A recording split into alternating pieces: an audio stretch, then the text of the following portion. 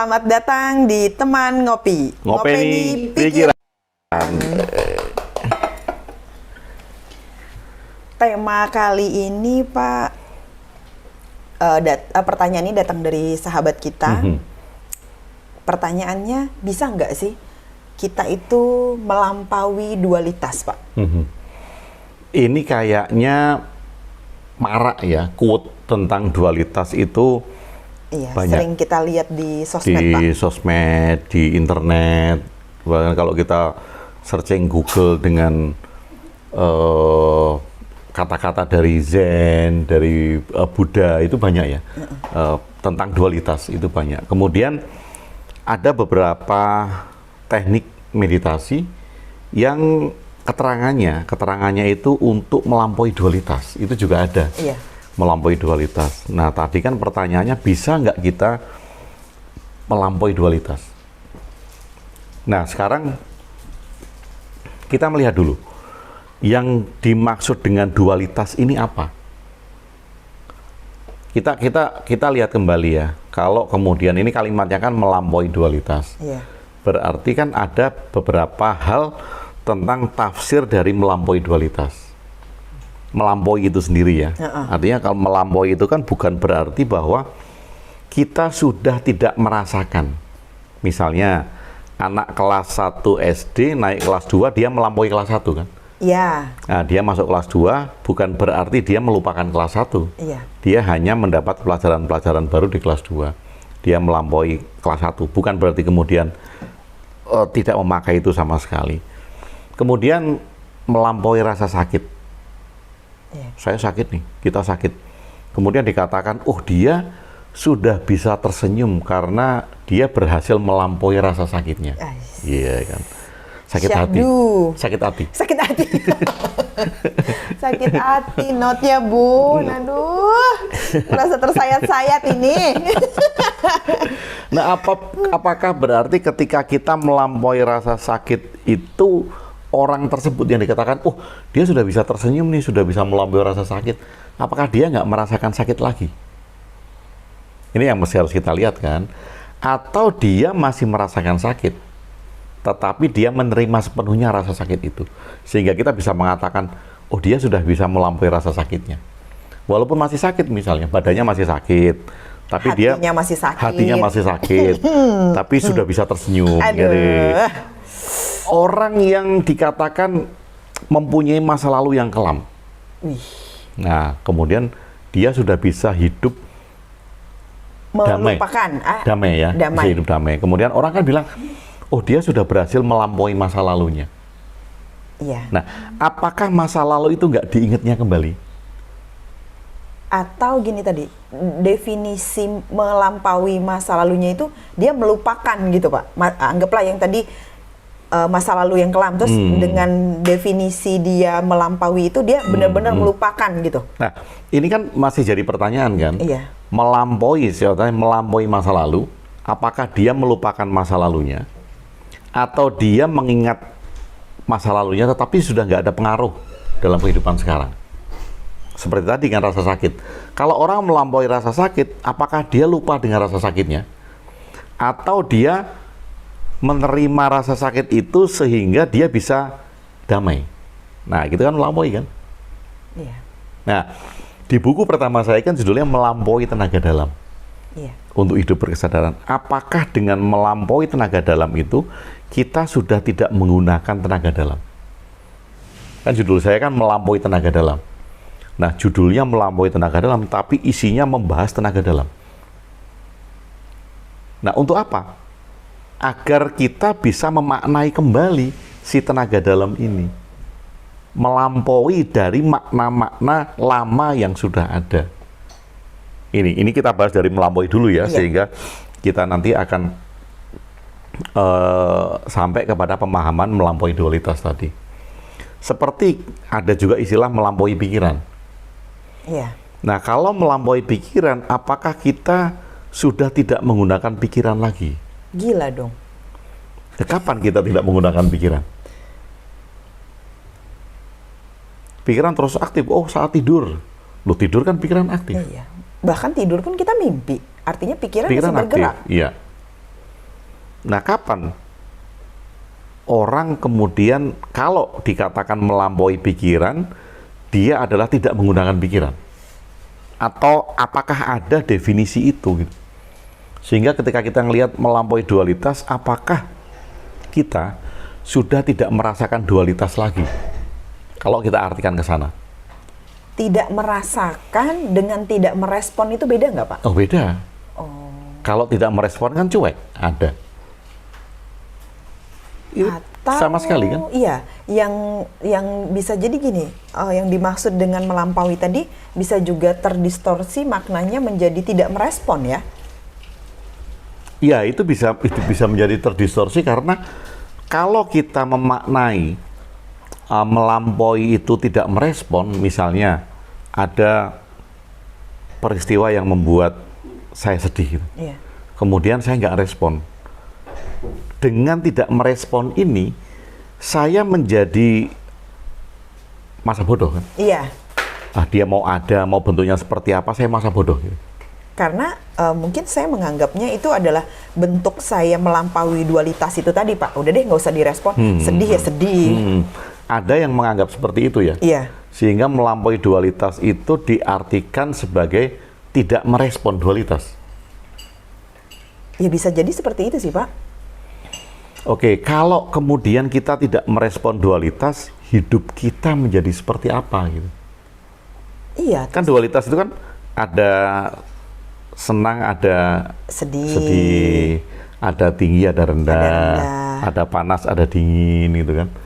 Kalau kita tidak merespon itu semua, lalu yang kita rasain apa dalam hidup gitu? Misalnya, api kan panas, es itu dingin, itu kan dualitas kan? Iya. Kemudian kita pegang api, biarin kebakar gitu.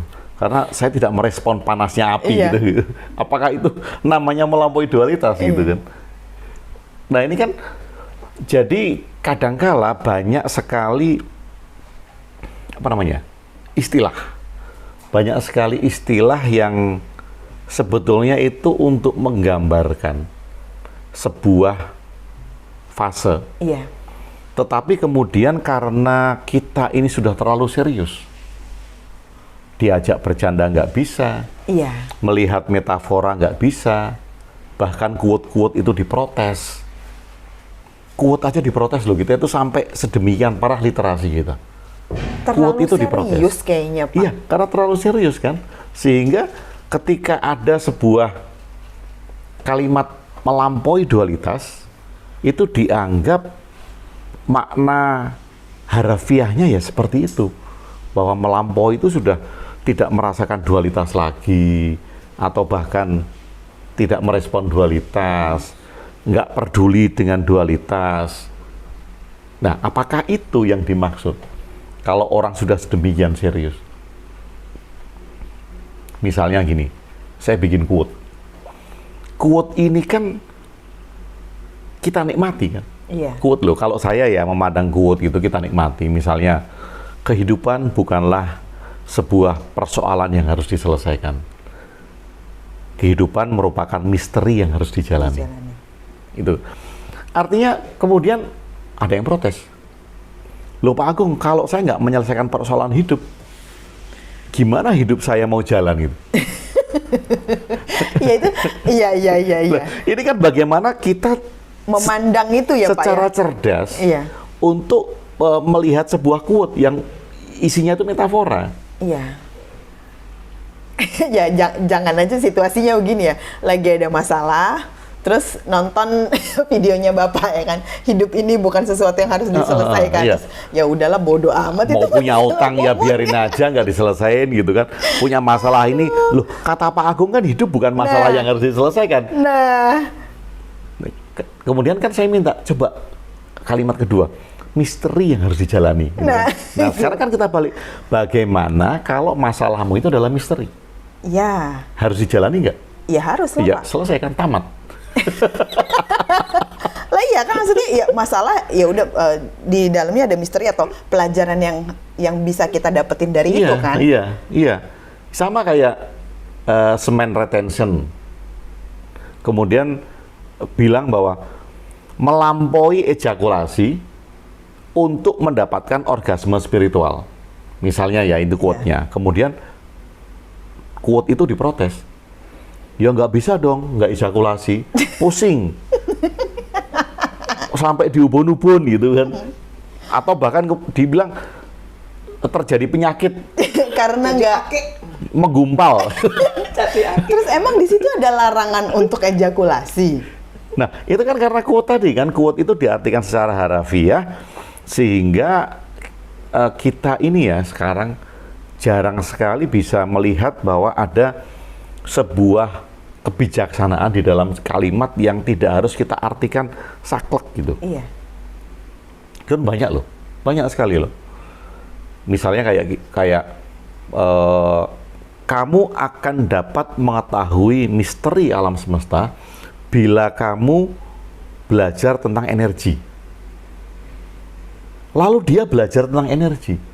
Dia nggak belajar bahasa, dia nggak belajar hitung-hitungan, dia nggak belajar sejarah, dia cuma belajar energi.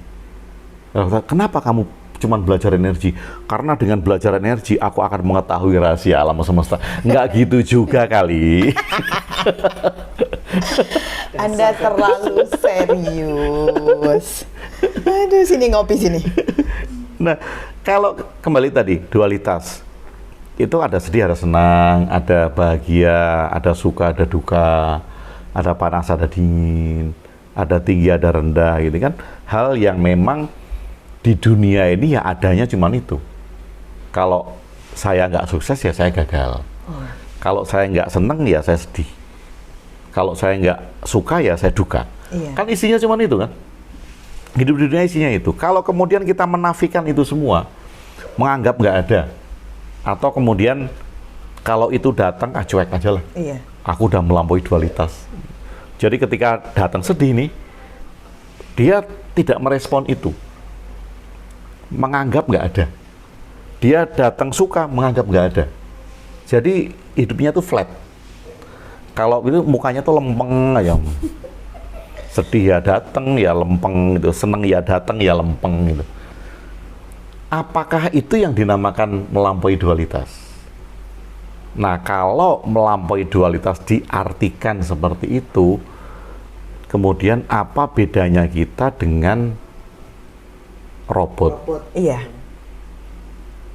Kita punya pikiran, kita punya perasaan, lalu apa bedanya kita dengan robot? Kalau semua hal yang masuk itu kita cuekin. Iya. Udahlah, aku udah melampaui dualitas, aku nggak mau ngerasain itu semua gitu. Iya.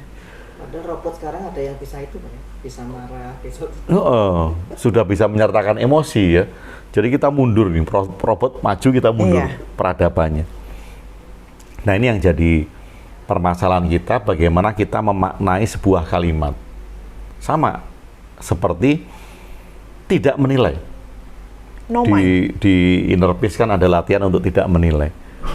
Saat itu banyak sekali kaum serius men, yang kemudian protes juga kan, nggak mungkin Pak Agung itu memberikan latihan yang nggak mungkin dalam hidup kita tidak menilai. Lalu pertanyaan saya kan mudah, yang nyuruh kamu tidak menilai sepanjang hidupmu itu ya siapa? Kan judulnya latihan. Yang namanya Iya, kan? latihan itu ya kapan kita punya waktu ya Pak? Iya, dan nggak 24 jam kan orang namanya latihan. Iya, namanya latihan. Oh kita lagi di mana 5 menit Sengaja latihan. 5 menit, 10 menit Iya. untuk tidak menilai gitu. Setelah itu ya kita menilai kembali. Nggak ada orang hidup yang nggak menilai. Kita pasti menilai. Selama menilai. kita masih pakai pikiran ya Loh, Pak? betul. Kan kita menilai bahwa apa yang kita lakukan ini bermanfaat atau tidak, itu kan sudah menilai. Iya. Ini mau tak terusin nggak? Kalau tak terusin ngerugiin orang banyak, itu kan menilai kan. Nah, kita menilai dengan latihan tidak menilai yang 10 menit, 20 menit itu, maka kualitas menilai kita, kualitasnya Iya. itu akan meningkat semakin jernih. Nah, perbedaannya kan itu kan, kalau kita tidak pernah latihan untuk tidak menilai, ya 5 menit lah, 10 menit, kita pergi ke mall, kita melihat aja, nggak nilai apa-apa. Itu kan hanya sebentar, 10 menit, setelah itu menilai lagi. Setelah itu belanja lagi, aman. Nah, belanja setelah itu kan kemudian kita bisa melakukan penilaian dengan jernih kan. Mungkin gini, Ri, sebelumnya kalau latihan tidak menilai, itu nggak dilakuin, begitu ke mall langsung belanja. Lihat sale. Ngutang. belanja, Iya. gesek kartu kredit, gesek kartu. Entah dia berpikir bisa bayar apa enggak. Atau bisa berpikir ini bermanfaat atau tidak. Iya, iya. Kalau latihan tidak menilai sama, belanjanya sama. Tetapi dia belanja bisa menilai hal-hal yang bermanfaat bagi dia atau tidak. Keputusannya sama-sama Belanja. menilai, Iya, sama-sama belanja. menilai, sama-sama belanja. Tapi kan kualitasnya berbeda. Iya. Sama dengan melampaui dualitas. Nah, melampaui dualitas ini kan latihan-latihan yang hanya dalam waktu-waktu tertentu. Iya. Ya kayak tadi mungkin 10 menit, 5 menit untuk menerima bahwa oh ya ini kesedihanku. Oh ini adalah sukaku. Iya. Bagaimana kalau kemudian aku memberikan sebuah perasaan yang saya kuatkan di dalam suka. Bagaimana kalau aku memberikan kekuatan perasaan dalam duka. Iya. Nah, kalau dua-duanya ini kita latih, kita beli impact yang dalam, lama-lama kan kita nggak ngerasain di dalam latihan ya. Iya. Ini suka, ini duka, kok aku tertawa misalnya Iya. gitu. Ini suka, kok aku menangis misalnya gitu kan. Bisa jadi kan responnya menjadi hal itu. Nah, ini kan hanya terjadi dalam latihan.